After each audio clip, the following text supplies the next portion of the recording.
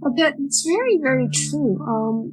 At the same time, I do think there are times when an author, the very beginning of a story, and I see this a lot because I do give a lot of feedback to other authors, where your first few pages or your first paragraph in a short piece is you feeling your way around. And often as not, that chunk maybe needs to be tossed away and use that next paragraph. Or you take something from the middle and stick it up there. And I am debating whether I should make a second edition of May and Ted and slap a little bit of the middle in the beginning just to give people a taste of what's to come. So, or even a little prologue or something. It's just, yeah. So I can see where, the feedback was a little bit rough for me, but at the same time, it's always a learning experience to know what your readers are saying or feeling. Okay, everybody, welcome to Living the Next Chapter. I have a fellow Canadian on the podcast with me today. I'm so happy and excited. Jan is here with me today. We're going to be talking about Jan's writings, all the great stuff going on. And I'm always happy to have a fellow Canadian, hand on the heart, joining me on the podcast. Jan, welcome. Nice to have you here. Welcome. Thank you. Yeah, I'm thrilled to be here. So at some point during this Exciting. podcast, being Canadians, I'm sure the word sorry is going to come up. Maybe Tim Hortons, maybe maple syrup. What else could come up? The Mounties? I don't know. Something Canadian will happen during this episode, yes. Right? I assume so. I will mention Vancouver and UBC, so there's Canadian pieces. Okay, so I have a Vancouver story. Can I share it with you? Absolutely. So I used to work for a large pet retailer that's from America, but they have Canadian stores. I'll leave it at that. And they flew me to Vancouver for one day. I landed in Vancouver at like 2 p.m. And then I worked all night at a store that was going through a change. And then I got back on the plane at 10 a.m. the next day and flew home. So I was there for like a short amount of time. But in that small amount of time, I had the chance to meet a fellow coworker. We got in our car rental and we went up Highway 1 and we went all the way to Squamish. And we had the best barbecue restaurant I ever had in the past in Squamish, which felt like a movie set. Just standing there. Yeah. And I'm like, it's so good. So there you go. That's my little Vancouver story. Squamish is a movie set. It's, there's a romance comedy TV series that's filmed there, Blue River. And it's supposed to be out of California, but it's filmed in Squamish. What? That's called Blue River. Oh, I'm writing it down now because I'm going to have to go watch and look at it again. And then, I grew up in Horseshoe Bay. So just as the highway starts to veer up the coast and away from civilization, that's where I was a child. So nice. I could be on the West Coast, which is beautiful. Okay, so for those who are listening from around the world, because we have listeners in India and Africa and all over the place, can you tell me and tell our listeners what you love so much about Vancouver, Canada? Well, the weather and the flowers and the green. Because I'm speaking to you from Edmonton, Alberta, which is prairie mostly and serious winter. Whereas in BC, I think Vancouver is one of the few places that gets all 4 seasons. I know you're on the East Coast in Ontario, and you get 4 seasons as well. Oh, yeah. But us in Alberta, we have these 4 months they call construction season, and then winter, right? So. That's part of it. The sound of the ocean and the smell of the ocean just, I get, when I drive through BC and get to sea level, my soul wakes up and goes, hello. Oh, I love that. What a picture. Yes. What a picture. So great. And so we're connecting today on Living the Next Chapter to talk about your author journey and a little bit about you and what you're writing. Can you tell us a little bit about how this all started for you and becoming an author? I'm always curious to find out what that starting point was that kind of said, I'm going to go from not being an author to becoming an author. Take us back to that moment. I'd like to know more about that. Well, I mean, I think you'll hear a lot of authors saying, oh, I started writing when I was, as soon as I could make words on paper, right? And that's pretty much when I wrote my first story. And I wrote for a long time. I started doing freelance writing when I was raising my kids. So, you know, just articles for newspapers and things like that. And then, I decided to get a degree in creative writing and journalism. I was in my 40s when I did that. And I did a degree in my 20s. It was cellular molecular microbial biology, so heavy science. And that was sort of what I call my father's degree, because he wanted me to be a scientist. And so when I did my degree in creative writing, it came to me so naturally. And I was so thrilled, that I got to spend my time writing, right? So I was always on the dean's list, and I received the Barry Broadfoot Award for creative nonfiction for a story I wrote about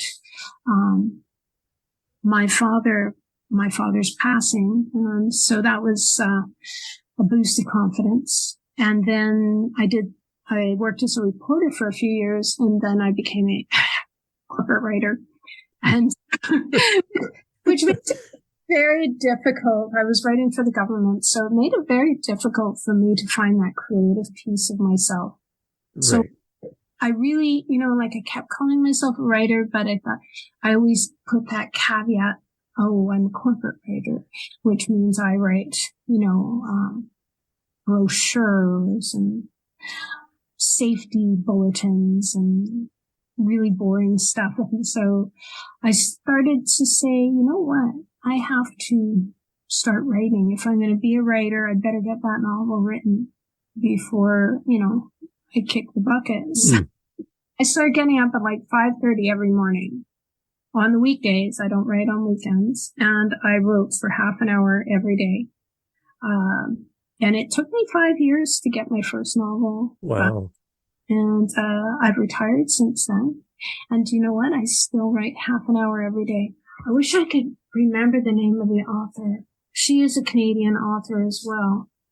And she said, you know, I write half hour every day. On the days when I'm writing really hard, I write half hour every day. And even when I'm not writing, I'll write half hour every day. Because some people are able to sit down and write a novel in one sitting, and I'm just not that person, I bet. So have you ever had an opportunity where you sat down to write in the morning and you just stare at a blank piece of paper and you're like, I'm not feeling it. I don't have it, but I feel disciplined to do this. Like, how do you push through those times? So many days are like that. I think any author will tell you most of our time is spent making ourselves right. I think one of the things I have to do is stop thinking about my audience. When you're writing your raw copy, your very first draft of a story, it's really about telling yourself the story before you start telling it to the audience. So you have to get the story out. And with that, I do what I call free fall. So I just start writing. It can be anything, any word. Some people use something called morning pages, which is an artist technique where you write 3 pages of whatever comes into your head. You know, oh, I have to do laundry this afternoon, and oh, look at, no, I feel like cheese. Completely random sentences. And I use that sometimes. I'll go for a few weeks where I write my 3 pages of morning pages. Right now, we've had a very busy life with grandchildren and all the other things. So I'm just happy to squeeze in my daily writing. And, I think that's been a real key for me, is to start writing for myself. And I can edit it later for all those other people. See, so at this point, I'm not an author, so I admire everything that you're doing, and I'm a musician.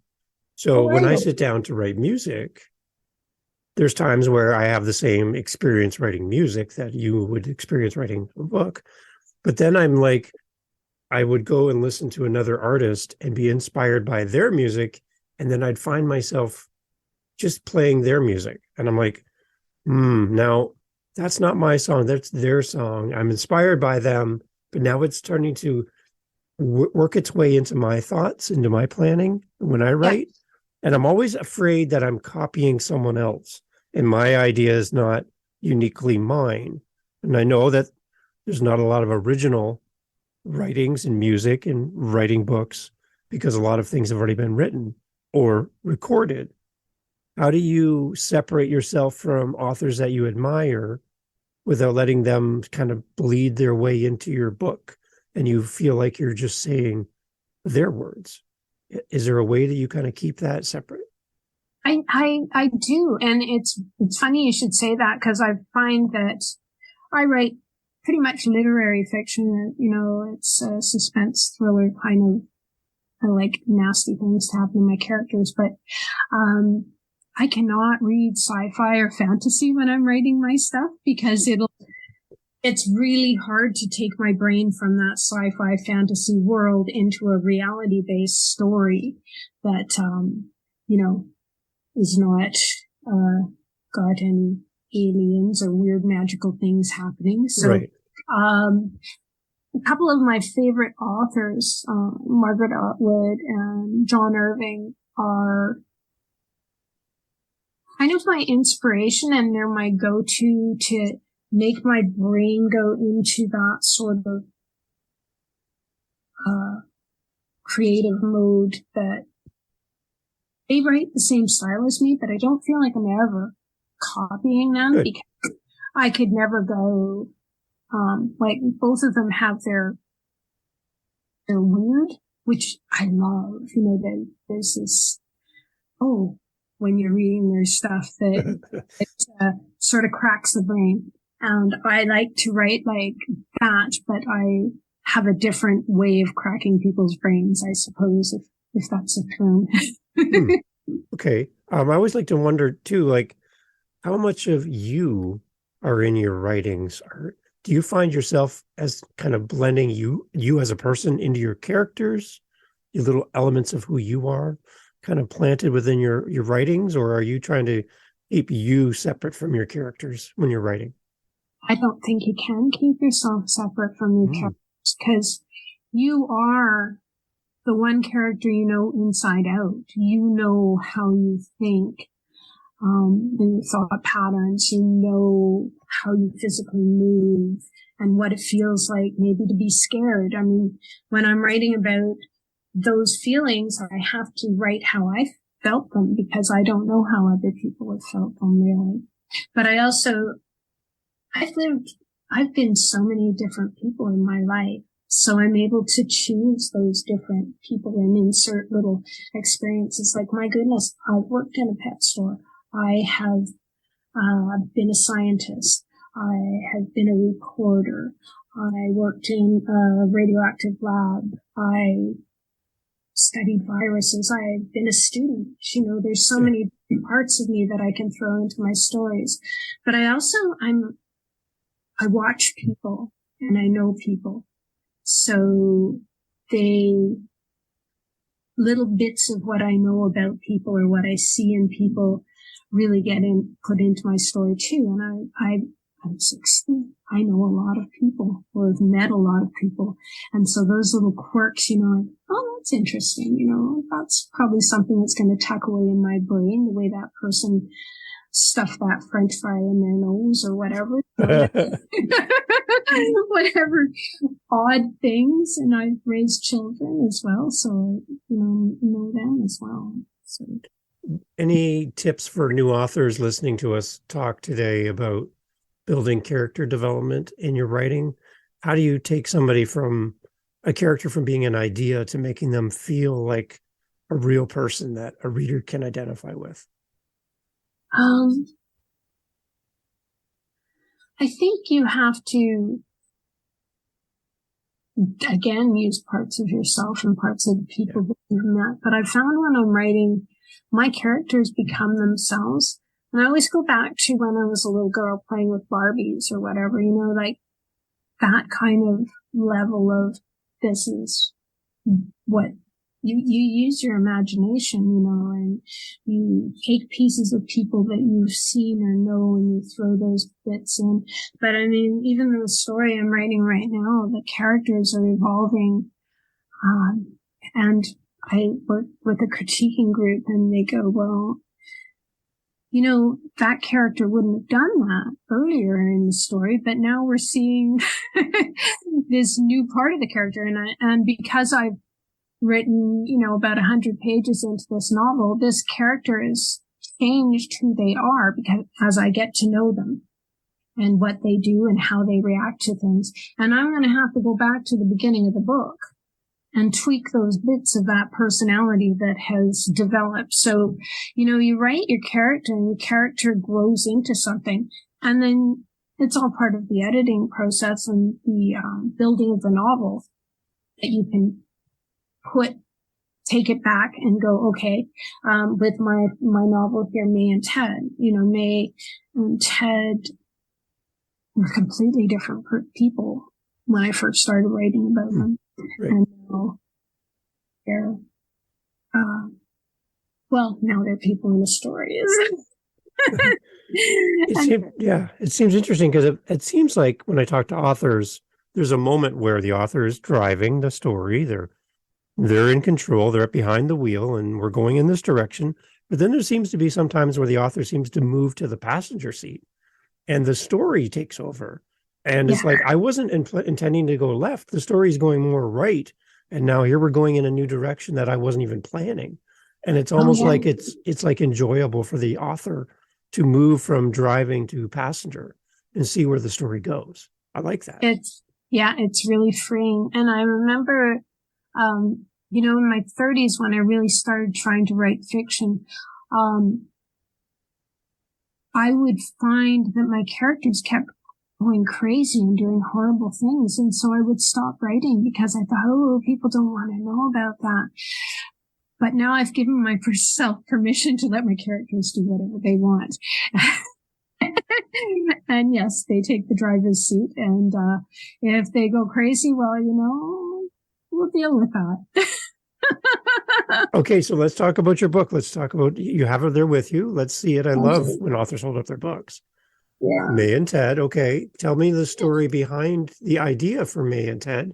Where did the idea come from at the start? Oh, goodness. The idea was, Jan, you have to write a novel before you turn 60, which I did. Yeah. And then I started writing about a boy and a girl who are almost Bonnie and Clyde-like in their behaviors, and they get together and they're both psycho. And they start doing horrible things to people together. This was their idea of a good time, and it got very dark, and I finished writing that, and that was my first draft. And then I start to rewrite it, and it became, let's start with a little boy. Let's see who this guy is. Like, why did he become crazy? And, the little boy, Ted, turns out he's not so crazy. It's only May. So, the idea for the book just came to itself. It really did. And, you talk about writing and seeing a blank page. One of the things about May and Ted is it's told in Ted's story, his perspective and his voice, and then it's told in May's voice. And so, I could have mood swings where I could be Ted and write Ted's version of the story one day, and then I could turn around and write May's version of the story the next day. But, it just came to me. I wish I could say that I had an idea or a story all laid out, and I know a lot of people do. They're writing that story because it's been in their head for years and years, but May and Ted just came out and became the story it is.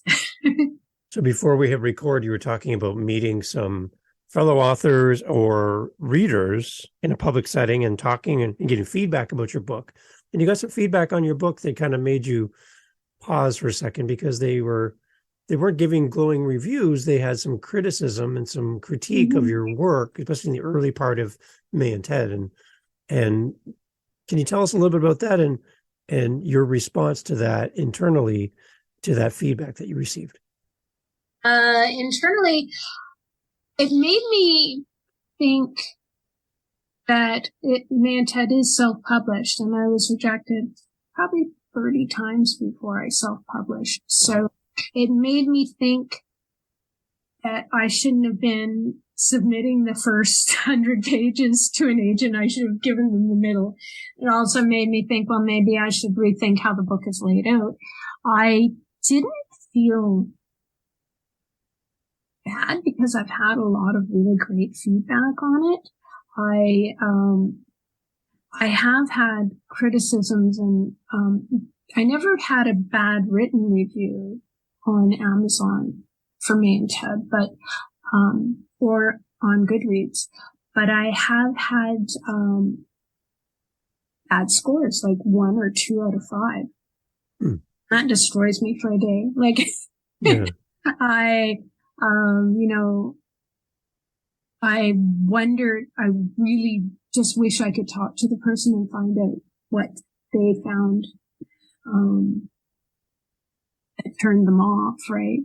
Yeah. To give me such a bad review that, I'm glad they don't write any words about it publicly, but I do wish they would give me a call and tell me what was wrong with the book. But the specific feedback that you had was more about, I guess, the character development in the story in the first few chapters being more of like childlike, and the person wasn't really connecting with the story at the beginning, thinking maybe I'll put it away. But as the book progressed, you hook them in. But you did that on purpose, though, right? You purposely did that. Did. Okay, I like that. Yeah, because May and Ted start off as children. They're in grade 2 and then grade 3, and it shows little bits of May that let you know that she's not your average bear. And it also lets you know that, Ted is this sweet little boy. And all he wants is, to make May happy. And, she does some pretty creepy little things. But you also see where May's coming from. So then the next section goes into their high school years, and then things start to, get a little more interesting. And yes, people get grabbed pretty quick there when they see who May has become as a teenager. So that's what I love, is when we can hear in the voice of the author saying to the reader, listen, I know that the beginning is the way it is in the book, but that's there for a reason. And you will understand as you go. So don't stop reading, keep going, right? And if you feel like you're not connecting with the characters, I'm building a world for you that you're going to understand, and the book will make more sense with it included than if I excluded it, right? There's a reason it's there. Well, that's very, very true. At the same time, I do think there are times when an author, the very beginning of a story, and I see this a lot because I do give a lot of feedback to other authors, where your first few pages or your first paragraph in a short piece is you feeling your way around. And often as not, that chunk maybe needs to be tossed away and use that next paragraph. Or you take something from the middle and stick it up there. And I am debating whether I should make a second edition of May and Ted and slap a little bit of the middle in the beginning just to give people a taste of what's to come. Interesting. So, or even a little prologue or something. It's just, So I can see where, the feedback was a little bit rough for me, but at the same time, it's always a learning experience to know what your readers are saying or feeling. Other people, when I first started getting May and Ted, putting it through my critiquing group, they love the children. And, right. Yeah. They were just, oh my gosh, you've nailed this little boy. So, little girl. Nice. So you said you had some portions to share with us from the book. I would love to hear a little bit. Would that be okay? Absolutely. So Awesome. I skipped the boring part with the kids. Oh, no. That's necessary. That has to be there. I guess a little bit of background at this point. They're in Vancouver. The story starts actually in the States as children, but Ted and his boyfriend David moved to Vancouver, and May has found them there. So May's obsessed with Ted, as anybody who's read the back of the book knows. And so she is waiting in the back alley outside their apartment for Ted and David to do whatever so she can follow them. And there we go. It's just 4 pages. Hopefully that's going to be enough. Okay. All right. So this is May. My brain is wrapped in razor blades and rubber bands, and all the windows are steamed up like a bad dream. It's daylight. I'm shivering. Wiping off the windshield with the sleeve of my shirt, I see the little turquoise Civic motoring down the alley. I start the car, slam it into drive, and accelerate to catch up. They don't know this car. I should keep it that way. What's left of the 26 of Jack rolls out from under the seat. My stomach rolls with it. Creeping the car out of the alley just enough to see them turn left toward the freeway. I reach for the bottle and chug down the last quarter. At least it's cold. They're headed into the city. I catch up at Brunette and slip in their lane a couple of cars back. The shivers fade as the alcohol and the car heater kick in, and my shoulders start to relax. I grope for my sunglasses on the dashboard. The mountains scream white, black, and mist against the spring blue sky. I hope we're not going for a run. Ted. I told David Tippy would be here, so I wouldn't be alone. But Tippy doesn't actually come in on Saturdays until around 1 o'clock, so I have 2 hours alone. He's going to the lab, by the way. I love the lab when it's empty. The silence, the sticky sound of sneakers on tile floors, the succinct click of a cupboard door, the dry and true clink of glass flasks when you take them out of the autoclave tray. But nothing beats the fine young cannibals when you've got a tedious job to do. I pop in a cassette and blast the tunes. I get the fume hood set up, lay out the vials, and get the 18% culture from the incubator. Then, snapping on a double layer of latex gloves. Then I head down the hall with the key to the locked fridge where the dimethylmercury is stored. She drives me crazy, follows me down the corridor. I get a little boogie in my walk, chiming in with the chorus. May. Campus is empty. I've actually had to park on the other side of the lot to be discreet. I'm using my binoculars to watch, and oh my God, you'd think they were never going to see each other again. I can see their faces pressed against each other. They've been in the car for like 5 minutes. David is so clean. He must know he's a second choice. Finally, Ted gets out of the car, and David drives away. It looks like I finally get him to myself, my sweet boy. I rest my head against the car window as I watch him go into the life sciences building. It makes my heart ache to see him walk away from me all the time. He never looks back anymore. I wait. The little buzz I got from the jack is fading back into a hangover. My stomach churns. Digging through the pile of crap on the passenger seat, I find a bag of Twizzlers and stuff a whole licorice in my mouth. It's cold and hard, and I think I'm going to choke, but the gag feels good. It brings tears to my eyes, and I know what I have to do. Today's the day we make it happen. I reach under the dashboard and wrap my hand around the cold metal piece tucked in the ledge. I've started to carry it with me. There's just too many creepy Johns. I realized the gun wasn't keeping anyone safe stuffed under my mattress. I wonder if he's going to fight me. Chewing the licorice soft, I rub the barrel against my cheek. Its smooth chill soothes the pain in my head. Sucks a bit right now.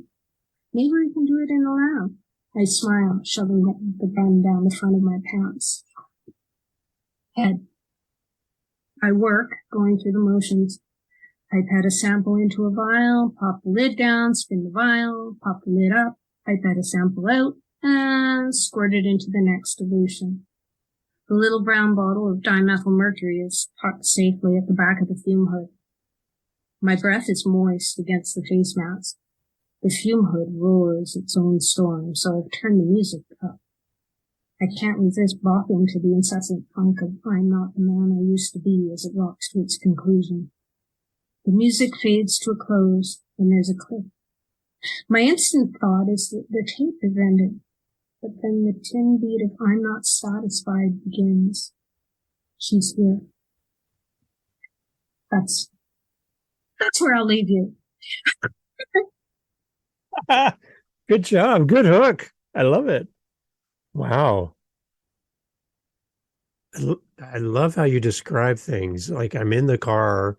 I can see the mess on the front seat. I can see the bag of licorice, the steam on the face mask in the lab. You took me there. Like I was awesome. there. Yeah. That's great. Yeah. Thank you. She's, there's, I think a technique that in description that I use that I really encourage any authors I work with to use as well is use good words. They don't have to be big and fancy. Just use the words as you would describe something to a child. You can just keep it simple, but keep it be there, and write those words that you see. You don't have to be a thesaurus or screaming detail. Right. And I think that's something that's unique to my writing, or something that I hope other writers incorporate in their work as well. Awesome. So we're going to have links in the show notes to buy this book, and I would encourage everyone to go and support Jan in this book. It sounds amazing. Well done, by the way. Have you ever put thought into doing an audio version? I have, actually. I think that would be, I love nothing better than listening to an audiobook when I'm on a long road trip. So I have thought about it, and I think it would be really interesting. I'd love to have like a man and a woman reading the separate parts and that. So yeah, it's the thing that I'm interested in. Yeah. I just don't, I haven't really done any research on how to do it yet. So there you go. I've had a few voiceover actors come on who do work for Audible and stuff. And it's amazing to hear what they do. It's really cool. But the one thing I do love though, is I love hearing it in your voice for the reason that you know where to put the pauses. You know what to accent. You are in the story. So I might go back to the beginning of our episode. I talked a little bit about putting yourself into the story. Your science background comes out here with Ted, right? I'm like, that is so cool. That's you. You're in the story because you know all these things, and you can tell that that's coming out from you. And so that's exactly what I was asking that question. And I'm so glad you read that because I saw you in that book as well. It's opportunities, things you've done in your life. Why not put them into your story, right? Because you know what they are. Great tip. Great tip for everyone listening. Do exactly what Jan just did. That was so cool. I love it. Okay, Jan, talk to us about what's coming for you. What are you working on? Give us a sneak peek because I know there's going to be people wanting more. Okay, Jan. Well, first off, I've submitted a couple of short stories. I have one that's problem with my writing is I can't figure out what genre I am writing. I have been promoting May and Ted as a suspense, literary suspense, a thriller, but the book club I talked to said, well, it's definitely just literary. So anyway, but, so I do have a little short story that I've sent off for, review at a literary magazine. So I'm hoping that'll, come to something. If not, I will probably be publishing it on my website, jdrobertsonbooks.com. And then I'm working on a novel right now. I'm quite excited about the challenge I've put on. myself doing this. And something with May and Ted was I set these parameters and it made them more fun to write. Like I said, the story is only told through May's eyes and Ted's eyes. So nobody else's perspective of what's going on is ever shown because you can't read people's minds. And so in this next story I'm doing, it is about a girl named Mary, and she is a teenager and she gets kicked out of the house. And her mom is quite horrible. And she ends up at this guy's house, boyfriend's. And there's another guy who's interested in her, blah, blah, blah. But the story itself is told only from people who are involved in the story. It's never told through Mary's eyes. So it's quite a challenge that way. And it's also a challenge because the two main characters are not Mary or these boys. They are a guy who I call the rapist. And he was a rapist. He raped somebody. I can't say he was a rapist because I think, once you've done that, that's what you are. But he really regrets what he did. And he is doing everything to try not to do it again. He's never been caught.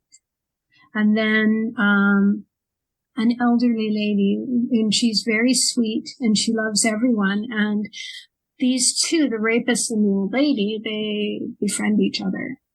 And she inadvertently, she doesn't realize it, but she helps him turn around.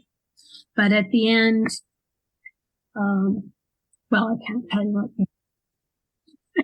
Yeah, don't tell us that. Yeah. So, that's my big challenging one. Buy the book when it's out. Yes. I don't know if you're planning on mentioning, but I do have a couple of book signings coming up in Edmonton.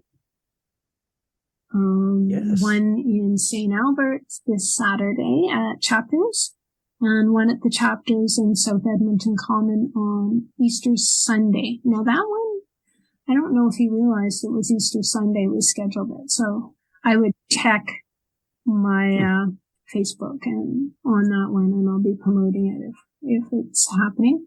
I also have a book promotion going on for Amazon through Amazon Canada, US and UK, with 99 cents for the ebook. So, yeah. Nice. And that goes on until April 4th. It starts tomorrow. Awesome. Jen, before we go, how would you like to inspire an author who's starting out early in their writing career? They're coming here, they love what you do, they're a big fan of your work. What would you say to them as a new author to encourage them to get going? You've talked about writing every day. I love your 30 minutes a day. That's great. What else can we do to inspire them to what I writing? did was, even just recently, I took a novel writing course. Meet other writers, get feedback on your work, and it will always be good feedback. And it'll also help you learn where you're weak, and it also gives you other writers to inspire you. I have been in Edmonton for 10 years, and I did have a critiquing group, and it fell apart recently, like 3 years ago anyhow. And so I felt really at a loss. And so I joined this novel writing course in January, and I met some of the most talented writers I've ever worked with. And we have formed a course or a group now, and we meet every other week with our work, read to each other, and give each other feedback. And don't be afraid of feedback. It's always valuable. You don't always have to take it either. Like, a lot of people give me feedback and I go, well, you're an idiot.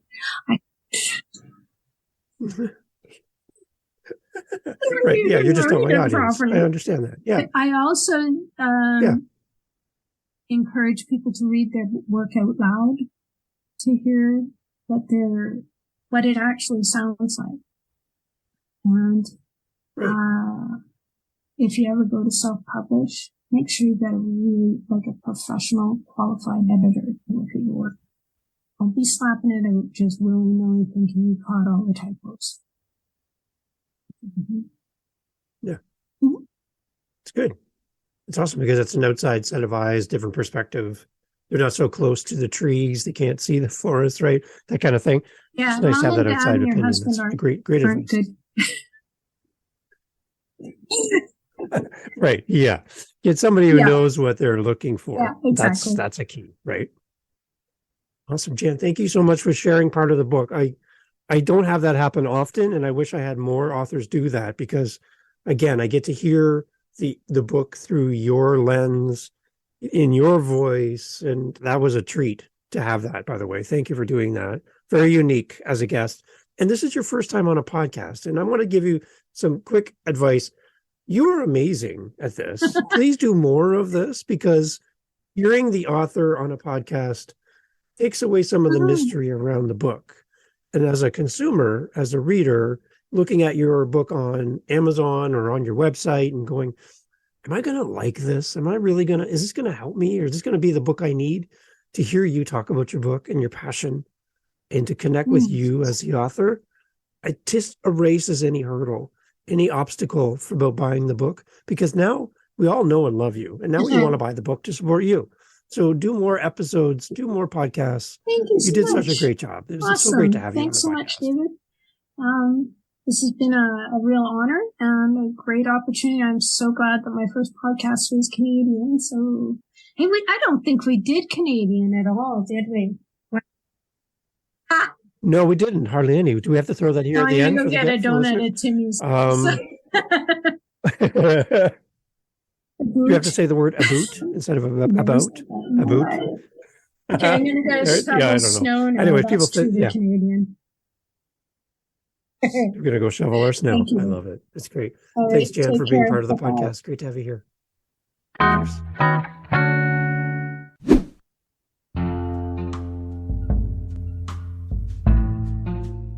Thank you for being part of Living the Next Chapter. Hey, look, we're having such a great time talking to authors around the world. If you are an author and you would like to be on this very show, I would love to talk to you. livingthenextchapter.com, livingthenextchapter.com, livingthenextchapter.com is the best way to get in touch with us. There you'll find our social media and blah, blah, blah, la-di-da, and such. You, author, soon-to-be author, new author, currently writing your book author, published author, we need you here. The seat's empty, microphone set up, we're waiting for you. livingthenextchapter.com. We would love to have you on the podcast. Yeah, I'm talking to you. Yeah, you should be here. See you at livingthenextchapter.com.